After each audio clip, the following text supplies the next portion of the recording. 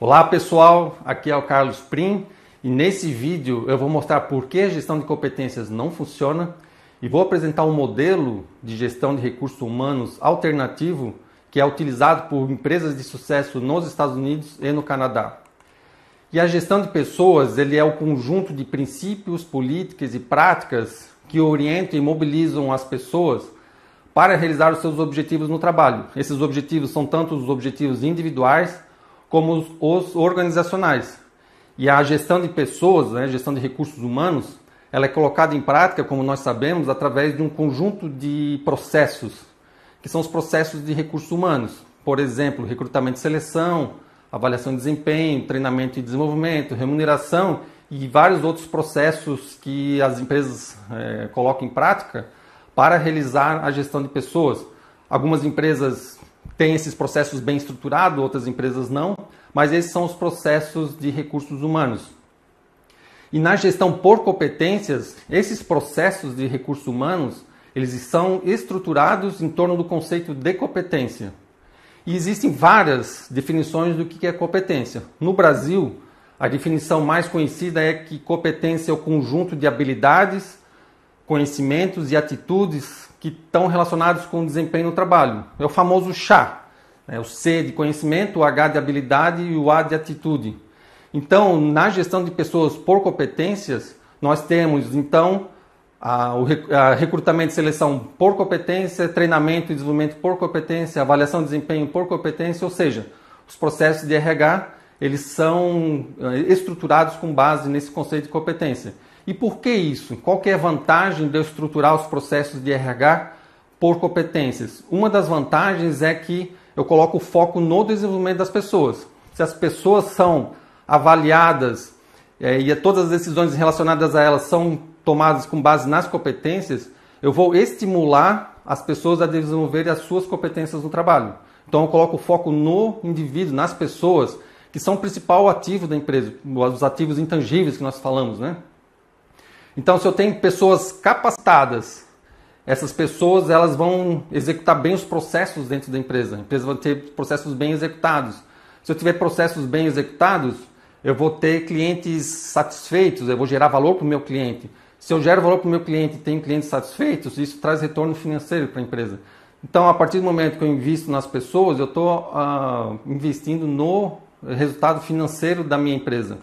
Uma outra vantagem de uma empresa aplicar a gestão por competências é que é possível, através desse conceito de competência, fazer uma ligação entre a estratégia da empresa e a operação da empresa. Porque a estratégia da empresa o que é? É a construção do futuro da empresa. Então, se você sabe quais são as competências que a empresa precisa para ela ser bem sucedida hoje e no futuro, essas competências organizacionais elas são decompostas em competências individuais que são alocadas aos papéis individuais.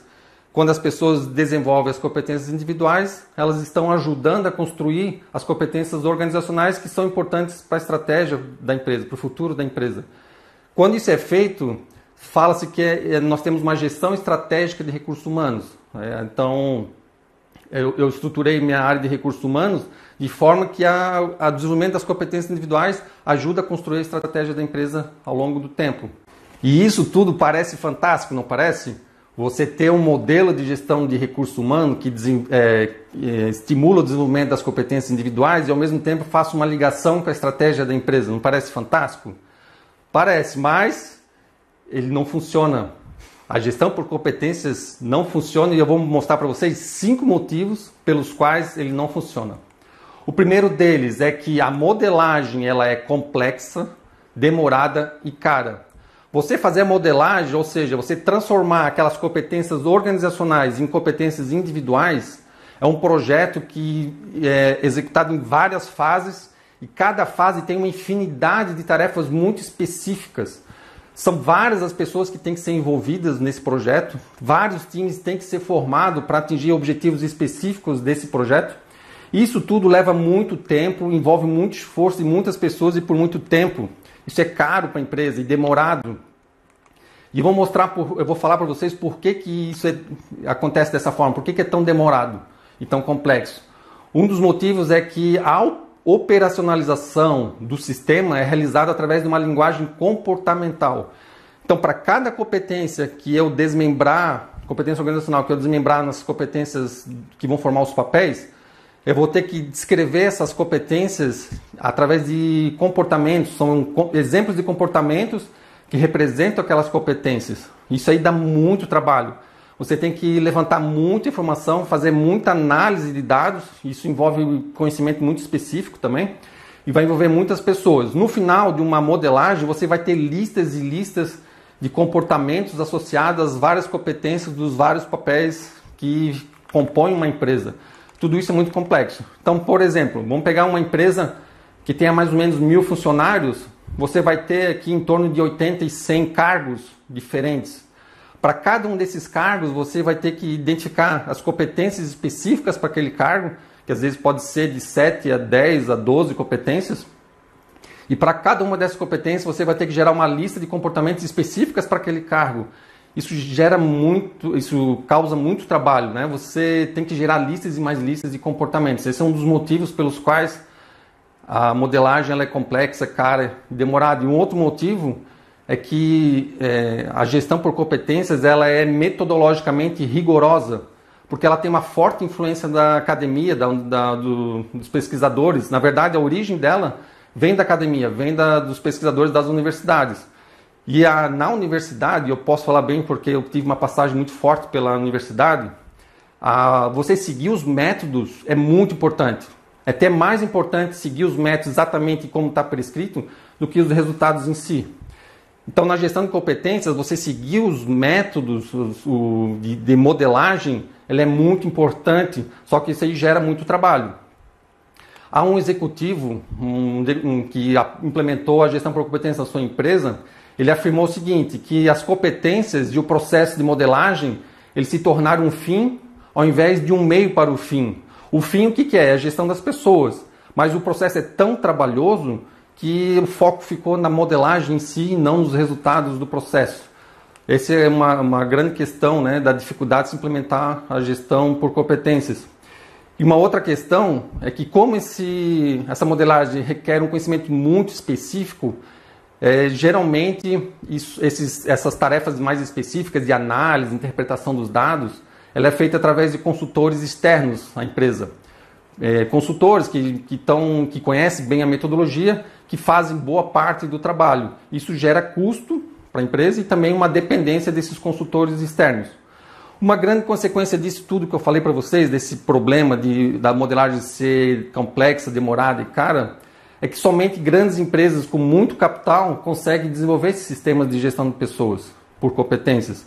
Pequenas empresas que não têm uma condição financeira tão saudável, tão favorecida, elas não conseguem. Elas ficam à margem de conseguir implementar um sistema de gestão de pessoas por competência. Uma segunda razão pela qual a gestão de competência não funciona é o que eu chamo de enquadramento forçado das pessoas. Depois de você modelar, fazer toda a modelagem das competências, lá das competências organizacionais, e identificar as competências individuais de cada cargo e cada papel, a próxima fase é você enquadrar as pessoas que vão estar dentro daquele papel, daquele cargo, né? Enquadrar as pessoas no cargo. O problema é que, de forma geral, cada cargo é descrito por 7 a 12 competências. E é muito difícil que uma única pessoa tenha todas as competências necessárias para aquele cargo. Eu vou dar um exemplo para vocês, de um profissional da área financeira. Foi feito um mapeamento de um cargo na área financeira e foram identificadas as seguintes competências. Construir relacionamentos, ter iniciativa, influenciar para ganhar suporte, comunicar-se efetivamente, ter flexibilidade, ser capaz de balancear prioridades, aplicar conhecimentos de sistemas financeiros, usar habilidades analíticas e usar o computador de forma efetiva. Você vê que uma lista dessa, dificilmente você vai encontrar uma pessoa que tenha todas essas competências. O que se faz na prática? O que se faz na prática é calcular o nível de enquadramento dessa pessoa para aquele papel, ou das pessoas para aquele papel. Depois de eu fazer uma análise das competências da pessoa, eu posso chegar à seguinte conclusão, pegando aqui como exemplo, de que a pessoa tem 70% das competências necessárias para aquele cargo. Existem várias formas de você mensurar esse percentual que eu dei de exemplo aqui de 70%, mas a questão é que a pessoa dificilmente ela vai ter os 100%. Então vamos supor que uma pessoa foi avaliada e ela tem 70% das competências daquele cargo e ela foi enquadrada naquele cargo porque eu não consegui encontrar uma pessoa que tem 100%, então vai uma pessoa que tem 70%. O que se faz em seguida? Em seguida, a empresa ela faz um programa de desenvolvimento de competências para essa pessoa, para ela adquirir os 30% restantes. Então, essa diferença entre os 100% e os 70% é chamada de lacuna, ou gap em inglês. E aí todo o plano de desenvolvimento da pessoa, ele é realizado para a pessoa eliminar esse gap, essa lacuna. Depois de vários meses de treinamento, vamos supor que ela consiga desenvolver as competências que faltam e ela tenha 100% das competências daquele cargo. Aí surge uma outra crítica, é que o modelo ele força as pessoas a serem idênticas no seu comportamento dentro da empresa. Porque imagina, você tem um determinado cargo, vamos supor aquele da área financeira que eu falei para vocês, e eu tenho 10 pessoas que ocupam aquele cargo, uma equipe formada por 10 pessoas com o mesmo cargo. Ao longo do tempo, a tendência é que essas pessoas tenham as mesmas competências, ou seja, elas vão se comportar de forma muito parecida, porque são as competências exigidas por aquele cargo. O problema disso é que quanto mais igual é o comportamento das pessoas, menos criativo e menos inovador é a equipe. Porque a tendência é todo mundo se comportar de uma forma parecida e pensar de uma forma parecida. Isso quebra a criatividade, isso mata a inovação de uma equipe. E nós podemos observar que isso é contra a natureza humana, porque as pessoas são heterogêneas, é só a gente observar. Não existem duas pessoas iguais. O que pode acontecer é que dois profissionais competentes em uma dada função, eles podem alcançar os objetivos do seu cargo, atingir os resultados, mas cada um do seu jeito, cada um usando as suas próprias competências. Na gestão por competências, as particularidades dos indivíduos, as individualidades, elas não são levadas em conta. Um outro problema pelo qual a gestão por competências não funciona é que as avaliações são burocráticas. Várias decisões importantes de pessoas dentro da empresa, elas dependem da avaliação das competências das pessoas. Então tem uma pessoa lá que trabalha em uma determinada função, eu vou avaliar se aquela pessoa tem as competências ou não tem as competências. E essa avaliação, o resultado dessa avaliação vai ser usado para, por exemplo, treinamento e desenvolvimento, para remuneração, para promoção, são decisões muito importantes. Como são decisões muito importantes, para garantir, aí tem a questão do rigor do método, para garantir que não há erro na avaliação, muitas vezes se utilizam várias avaliações. E às vezes por diferentes perspectivas. Por exemplo, eu vou avaliar pelo comportamento, pelo resultado, pelo nível de complexidade da tarefa, e posso usar diferentes métodos de avaliação para garantir que eu não estou errando na minha avaliação. Aí tem a questão da garantia, da validação dos meus resultados que vem lá da metodologia rigorosa. E muitas vezes são utilizados vários avaliadores. Tudo isso aumenta a complexidade, gera complexidade na tomada de decisão ou no processo de avaliação.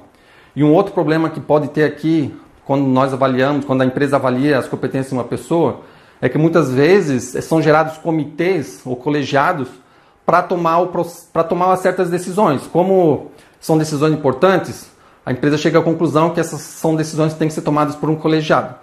Sempre que tem uma decisão tomada por um colegiado, um comitê, o processo pode se tornar mais lento, porque até o comitê chegar a um consenso leva tempo e às vezes você envolve várias pessoas, essas pessoas estão ali discutindo enquanto elas poderiam estar trabalhando, isso gera custo para a empresa.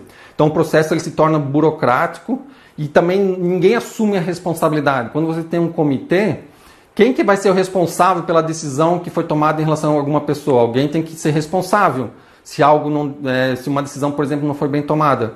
O que acontece na prática é que muitas vezes, para o processo acelerar e resolver os impasses, é comum que as decisões sejam passadas para quem está mais no alto da empresa e ela vai lá, bate no peito e toma as decisões sobre as pessoas.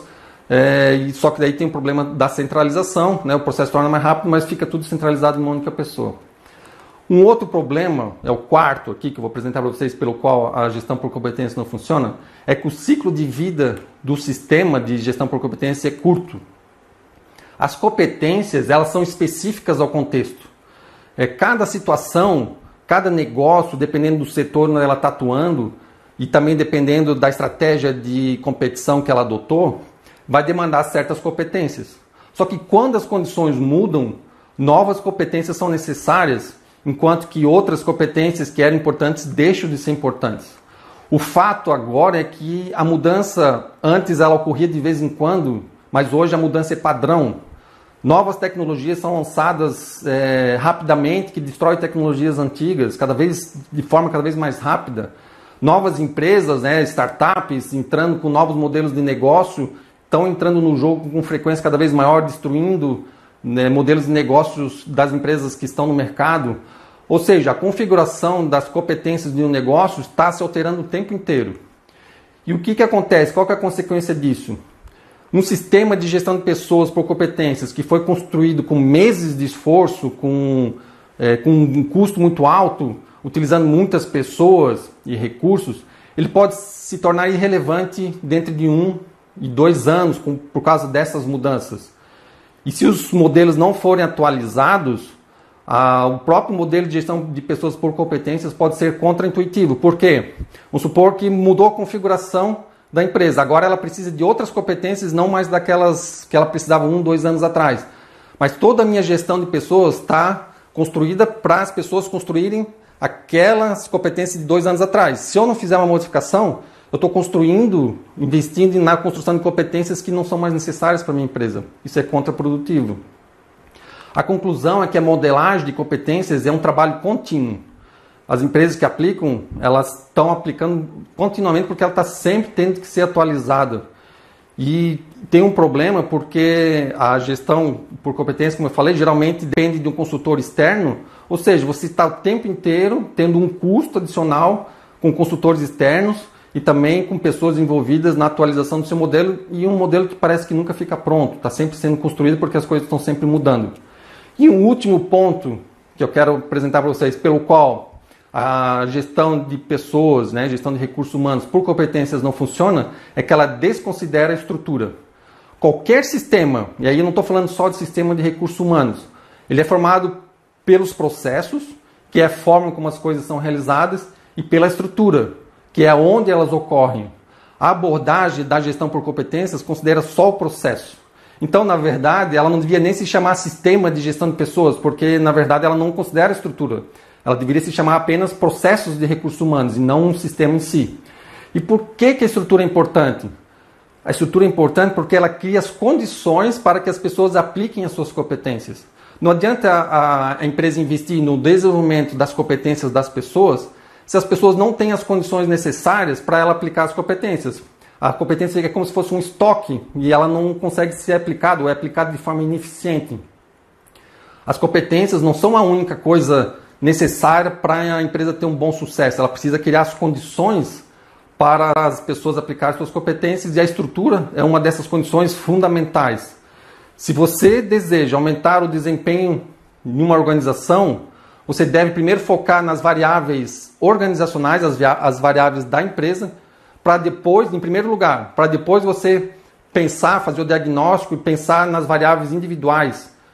Por exemplo, as competências. As competências são uma variável individual.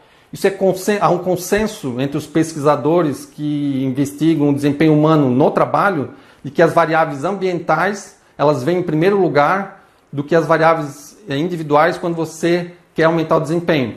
E se você mexe na estrutura, você consegue aumentar o desempenho da empresa inteira de uma única vez. Uma única mexida, você consegue aumentar o desempenho da empresa inteira. E depois de mexer na estrutura, você sim vai pensar nas competências que as pessoas precisam.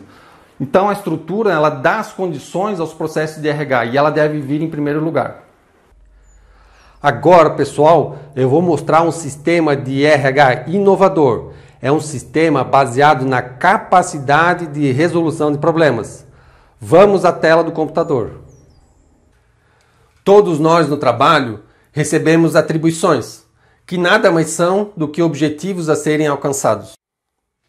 Aqui, como exemplo, temos um objetivo, que está localizado no lado direito da tela. Um objetivo sempre está no futuro em relação à data em que foi atribuído a uma pessoa. Vamos supor que no início de um mês qualquer, uma pessoa recebeu a seguinte atribuição: treinar os novos colaboradores da unidade até o fim do mês. Então, esta pessoa terá o prazo de mais ou menos 30 dias para alcançar este objetivo. Agora, ao tomar as ações necessárias para alcançar o objetivo, esta pessoa inevitavelmente encontrará obstáculos à frente, conforme ilustrado. Um obstáculo é qualquer coisa que pode impedir que o objetivo seja alcançado. Assim, para chegar ao objetivo, a pessoa necessariamente terá que contornar os obstáculos encontrados no caminho. Esta capacidade de contornar os obstáculos no alcance de objetivos é chamada de capacidade de resolução de problemas, ou simplesmente capacidade de trabalho.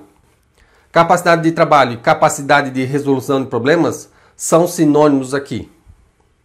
A capacidade de trabalho é uma capacidade mental, pois a superação de obstáculos demanda que a pessoa analise o problema, faça julgamentos e tome decisões, que são operações realizadas dentro da cabeça.